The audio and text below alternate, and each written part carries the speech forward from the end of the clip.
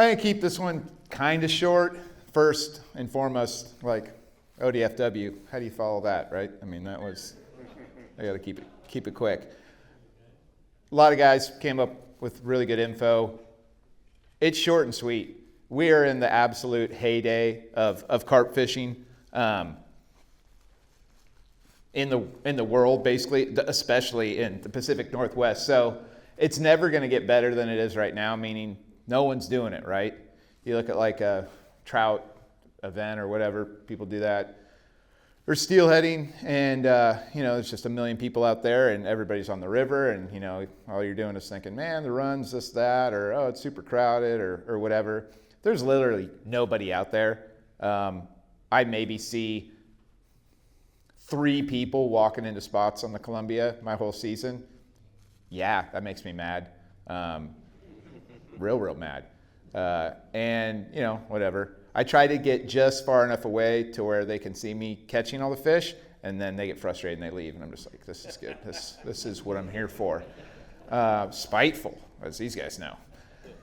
So, yeah, we got common carp. We got mirror carp. Oh, what makes it a mirror? I don't know. Google it. I should probably know that information if I'm doing this stuff, but I don't. It's got weird scale patterns. They're cool.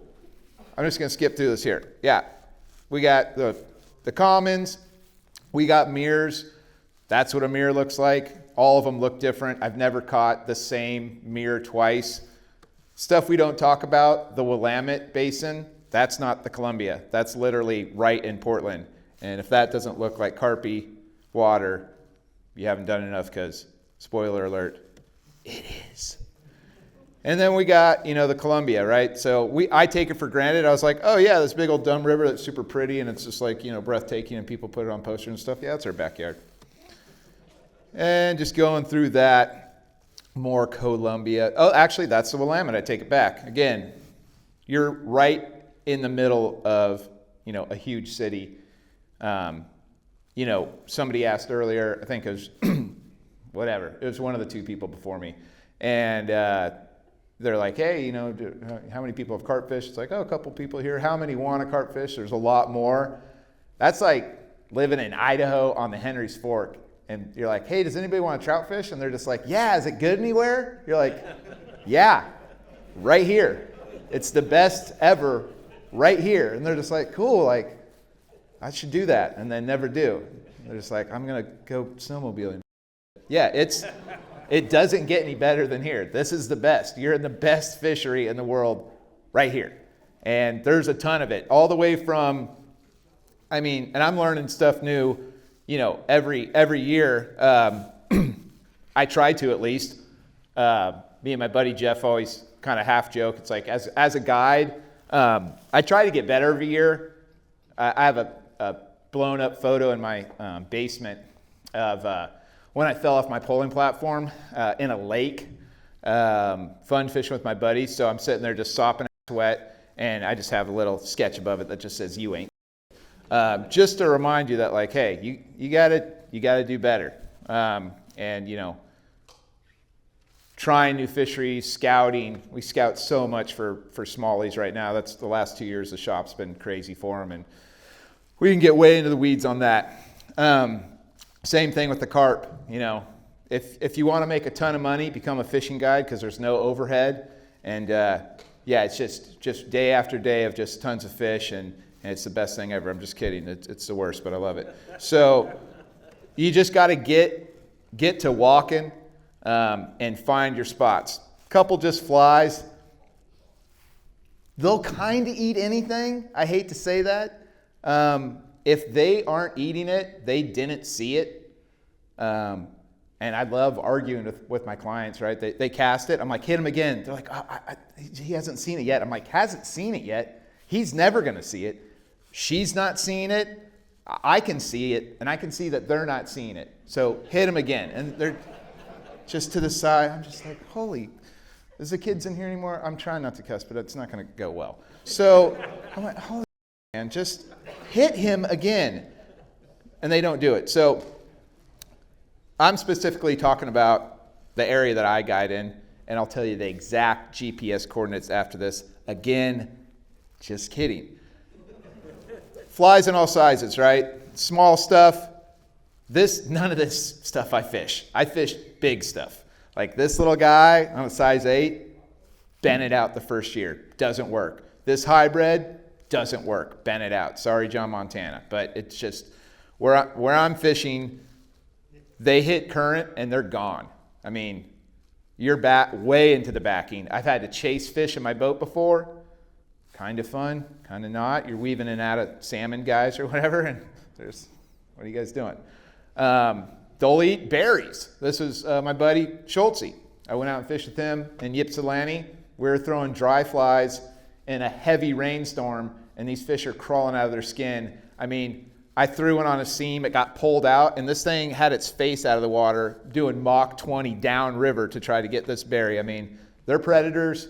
They want to eat. They're fat, and they don't get that way from being like, I don't know, that only has 2 turns of hackle in it, and it calls for Coke de Leon or whatever that trout stuff is. So then we got, red. Red worms, all that stuff looks like I used to say, oh, they eat aquatic clams. Spoiler alert again, I have a GED. All clams are aquatic, Eric. So in the ongoing saga of you're an idiot, that's up there. Yeah, aquatic clams. There's so many stories of just me being like, oh my God, stupid. Like the downriver smolt migration and that coinciding with ospreys nesting. And I brought that up to, it just happened to be an ornithologist in my boat. And he's just like, and you think that's by accident? I was like, yeah. Just like, cool. You're dumb. Let's see, what's the next slide? I can't remember. So this is cool. So these big girls are just, I call them dent heads. They have just, dents in their heads. And that is from them turning rocks over, looking for crayfish. Ryan touched on how smart they are. I would say way more than twice as smart. Talking with fish biologists, most fish have the brain the size of a pea. The carp is a large walnut. They're crazy social. Nothing pisses me off more. That's not true. There's a long list. But one of the top things is we spot, a big fish, no demonstrative motions. You don't want to be like, oh God, they're gone. You can't point at them. You think I'm joking. They're gone. You can point at them with a rod. Again, none of this makes sense, but this is true. Don't point with your finger. Even if they're tailing, facing away from you, they're like, oh, there's one, swims away. And they're like, wow, you really can't point at them. And I'm like, does my face just say, I don't know what I'm talking about? Don't hire me. I'm not a professional. Like, you're paying a lot of money. And they're like, oh, man, it's almost like the stuff you're saying, Eric, is true. And so, yeah, so they're crazy smart. So they make their cast. It spooks a little rat behind me. That thing swims directly towards the fish that we're targeting and physically runs into them. Now, I didn't see any of that happen yesterday where we are, so maybe my fish are just extra. Thanks for that. And they all swim away. I've seen one back cast spooks it, and sometimes I'll be like, just check behind you and like try to get it just so it doesn't, shadow that fish. And make a cast, fish comes, ran into 2 giant fish, takes off. They were just feed bag heavy, and we'll get into that. Did not bother them. The fish does a 180, comes back and just bowling pins them in half. And they're like, oh, there's something here. And they all 3 take off.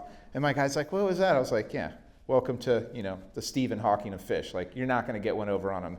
They know everything. They feel everything. They've been here since, the Cretaceous period. You ain't getting them. So, crayfish. I mean, I like throwing big stuff. If it's your first time out with me, we'll fish some smaller stuff, like, the 2-inch stuff, small crayfish, some hybrid stuff that looks like everything they eat. But I'm getting to the point now, this will be my 5th year guiding carp, where this is what I want to throw, is stuff that mimics this.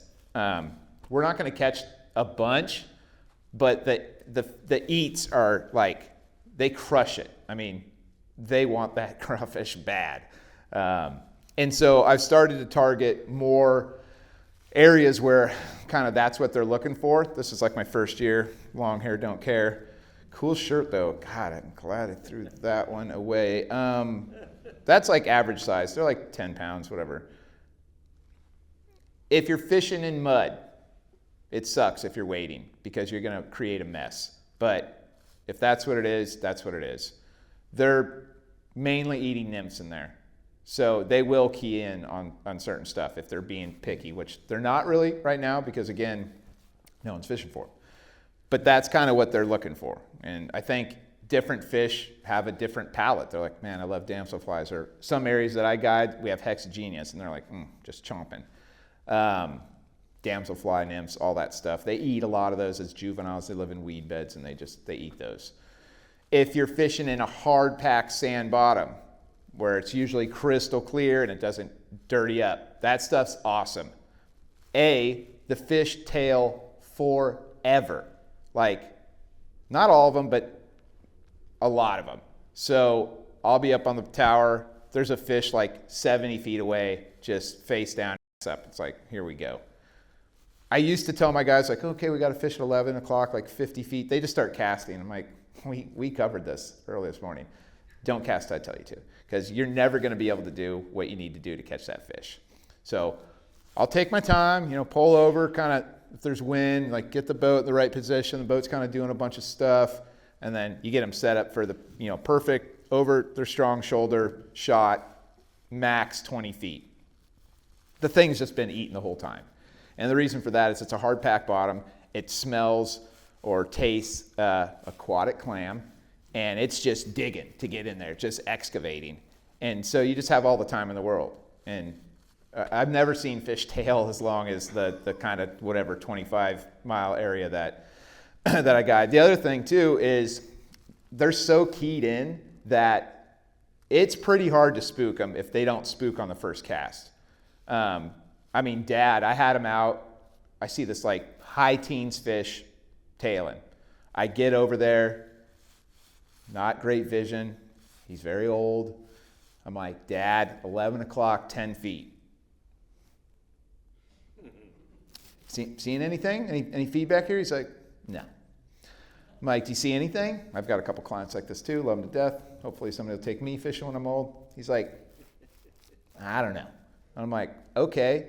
Like, pulled out, fish is still tailing, kind of changed the angle a little bit, like direct sun. He's like, oh, yeah, I got it. I'm like, okay, it's a big one. Like, you know what to do. Phone rings. Oh, he puts the rod under his arm. It's your mom. I don't give a hang up on her. Let's go. He's like, oh, hold on. Oh, yeah, hey, Janie. Just out here fishing with Eric. Yeah, he's yelling at me. Blah, blah, blah, blah, blah. And I'm just watching this fish just chomp, chomp, chomp, chomp. Anytime, Dad. Yeah, we'll be home probably about 5. Blah, blah, blah. So what did you do today? And I'm just like, I am going to throw this man off this boat. And I can't scream at him because the fish is going to hear me. I'm just like, Ugh! Oh, I got to go. Okay, where's that fish? I'm like, still there, still eating, 11 o'clock, 10 feet. He's like, oh. Makes a cast. I was like, that was his tail. Makes another cast. I'm like, 5 feet too far. Makes another cast. I was like, wrong side. Makes another cast. I was like, maybe. Nope, didn't see it. Hit him again. Didn't see it. Hit him again. That's his tail again. Hit him again. Didn't see it. Hit him again. No. And it just kind of picks up and just saunters off. And I'm like, he had 10 shots at it, but, whatever. We'll just go find you another 20-pound carp. So you don't need to be the world's best caster. You do have to listen to what I say or your guide. Now, it's a little different than what Ryan was explaining and just different fish. Drag and drop, 100%. What you need to do in my area is when you cast past that fish, you have got to get that fly on the surface. If it's this far below the surface, they see it every time. They see it coming, they're gone. If it's on the surface for whatever reason, and it can skitter and all sorts of stuff, it does not bother them. And I think the reason is because they are completely vertical. A lot of them are like this. You can't even tell an angle. They're just upside down, having the time of their life. So you got to get it on the surface. Same thing applies. You drop it to the side. There's a very obvious shift. When they shift, 1/1000, hit them. Sometimes I see the fly go up. Sometimes it's like a sci-fi movie, the big fish and the sand and everything just gets up in and just shot out the gills. And it's like, yeah, They got it. So the drag and drop plays a big key. What else we got here? Oh, there's Dad. He caught one. Great, you got a 5-pounder. That was after the 20-pounder. I get the mustache from him. Kids can do it. Again, they don't have to be good. Look at Finn. He sucks. He's the owner's son. Not great. Pros can do it. This is my buddy Zach. He pitched professionally until he got Tommy John. That was in his first game. Sucks for him. Amazing stick. Crushes. First carp. He's a steelheader, musky guy. Sick for musky, actually. Loves carp. He's just like, this is my favorite thing to do. What else we got? They get big. They're thick. I've been fishing 8 weights. There's Kenny Morris from Flywater Travel. That was the first fish over 20 we got. I don't know, it was like 21 or something like that. The only person to do this, and I would not advise it, I'm going along. Oh, I see one, 12 o'clock, 50 feet. Before I can say, don't cast, for many reasons, mainly 12 o'clock is you. Guess who's right behind you, right in the path of your fly? I see him throw the fly. I just hit the deck, and the fly just straight past me, straight out, and I'm back there with my push-pull, just rolling my eyes like, yeah, you're going to get that fish at 50 feet. And I just hear him go, got him. And I'm like, well, holy shit, okay. Yeah, I mean, it's Kenny Morris, right? So it was cool. And that was like, he came out for, a couple hours. He was just in the neighborhood, and we ended up linking. So a couple shots of that one. As far as all the questions about, and I don't mean to bash you, but people are like, well, what about if this fish is doing this, if it's swimming away, or if it's not really feeding, it's not doing this? Do not cast at that fish. There's so many fish out there. Just don't do it. And I mean, I have yelled for seasons at my guys to just stop doing it. Or I'm just like, fine, we're not going to cast a tailing fish. So I'm like, throw out that one right there. That's just, it's just sunning himself. Oh, it's spooked. Oh, look at that guy. He's swimming away. Throw at it. Oh, you didn't catch that one? How about this one? It's just sitting there. Oh, you didn't get that one? How about that? And like after about 20 fish, they're like, okay, can we go back to the tailor? So I was like, if you quit throwing it at all these fish that aren't eating, will one eat? I get people online. They're like, I caught one last week doing it. I'm like, great job, Bob. I don't care. There's so many. You're going to find more fish that are tailing. The window of light, even in the summer, is so narrow. I meet my guys at 9. We fish till 5, but it's over at 4. It's over at 3:30, really, but you can push it. That 11 to 2:30, like the sun is directly overhead. You're probably going to be walking around, again, why can't I be tall like Ryan? Because you can see so much further. I'm just, when I was walking, just trying to not happen. And I was like, maybe I'll do the pyramid thing and bring a ladder out. It would work. And, that's kind of your main window, which is great because it's also the hottest part of the day. But yeah, going back to, there's my buddy Carrie. This is pretty cool. I don't have guys jump out of the boat and wade. I'll get people asking me that. They're like, yeah, can we do some wade fishing? I was like, why don't you just, go down on your knees on the front of the bow and just fish like that? I mean, if you really want to be hindered that much. It's like, oh, you're way up here. Let's get you way, way low. Maybe take those polarized glasses off, throw a sinking line, and we'll see if we can get one. Again, they're not stupid questions. If I thought wading was great, I wouldn't have a boat, okay? Just do what I say. Let's make it happen. But he was like, man, there's some fish, in that tail out. And they're kind of filter feeding, going back and forth. And I'm like, yeah, I can't get my boat, They're in this much water. That much of them was out of the water. It was really cool. First thing in the morning. I'm like, whatever, just hop out and do your thing. And he made probably 50 casts of these fish. They never spooked. Finally, one came across. Bingo, bango. He got it. And I was like, you want to keep doing that? He's like, no. It's like, get back in the boat. So that was the fish. Funny story. Puts his rod in my boat. Flies on the bottom of the river. We hop out. You get some cool photos like this. You could tell it's even overcast and stuff in there. So it's kind of an odd morning. Releases the fish, swims under the boat, foul hooks itself, right? Great. So he's fighting this fish, and it's, super hard to get in because it's hooked wherever. Gets it in. Nope. Inside of the mouth. So we had fought that fish for probably 20 minutes. It was out of the water for, a week, taking photos and shit. We throw it back in. It's just like, I'm good, and immediately ate. So, thank you. I love these fish. I mean, a lot of the time you release a fish, it goes maybe 6 feet, and it's like, is that food? And just tips its tail, starts tailing again. All they do is eat. All I do is eat food all day long, which makes them big. Anybody can do it. Kids, girls, whatever. We're all equal. We can cast a fly rod. You just have to use the things over here and don't be like, you know what? This is my first day out. I'm just going to try my own thing. It doesn't work. Like Ryan said, it's the drag and drop. Of course, there's anomalies. Perfect example. Anybody know Brian Sylvie? Probably the best guy in Oregon. Been doing it for 30 years. Worst carp fisherman on the planet. Awful.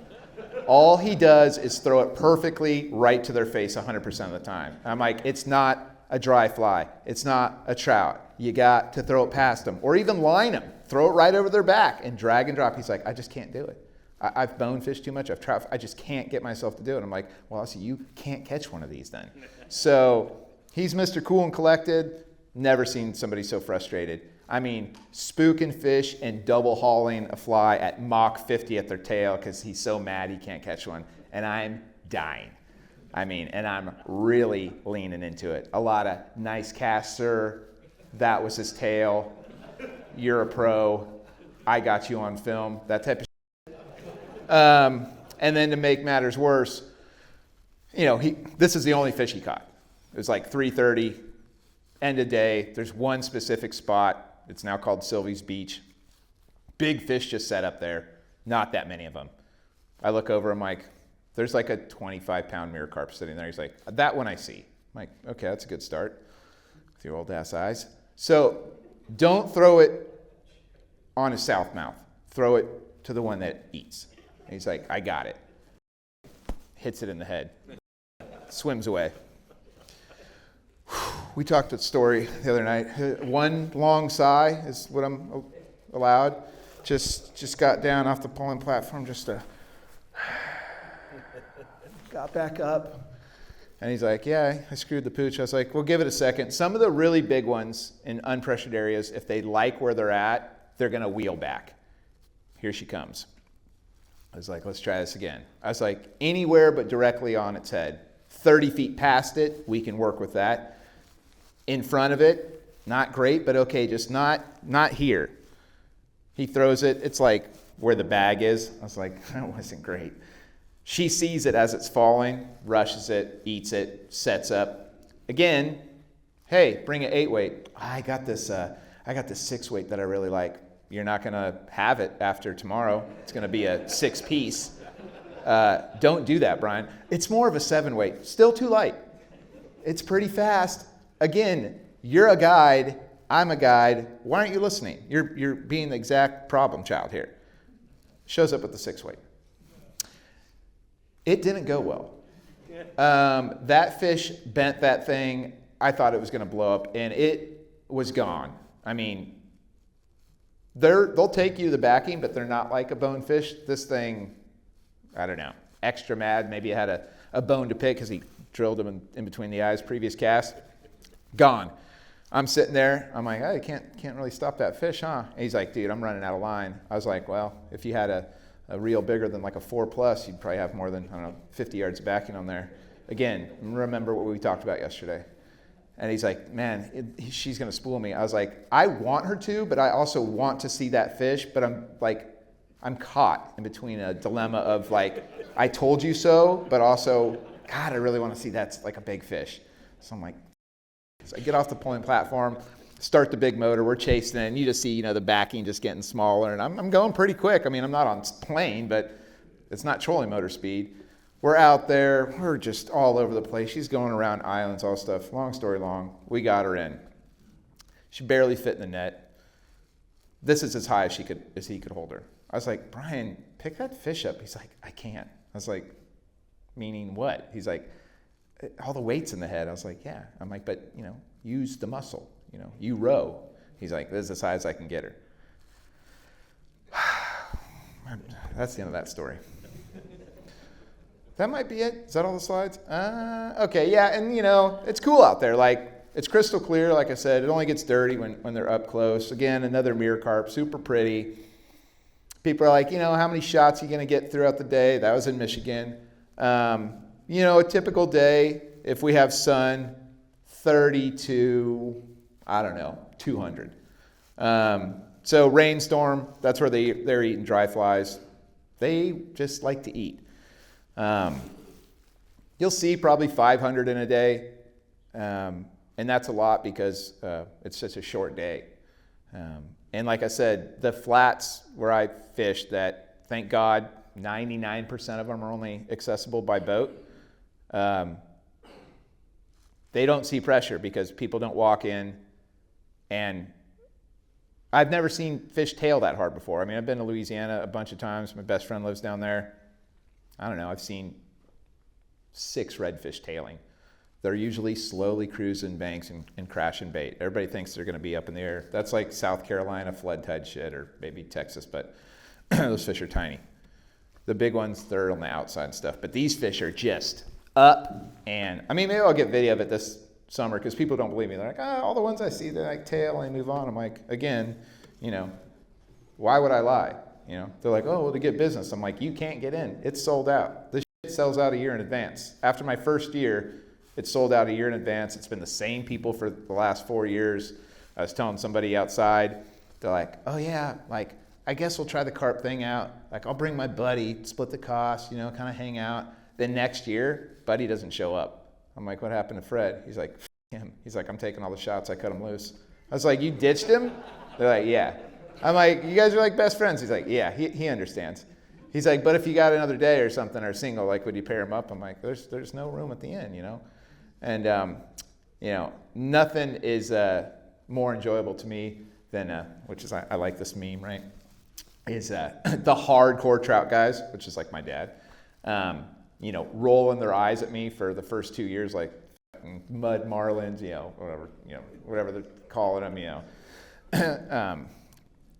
And they're like, man, you get people to fish for that? I was like, yeah, it's been pretty busy. And now, that they see it and everybody's, guys that are in the shop, they're like, it's crazy, dude. Like, these swamp donkeys just rip you, and like, they're huge and they're everywhere, and it's sight fishing. And like, I took Steve Ray Jeff out, and he's like, I'm not even going to Belize anymore. Like, I got to fly 6 hours to catch 8-pound bonefish when this is, 45 minutes, an hour from my house. I'm like, he's like, this is insane.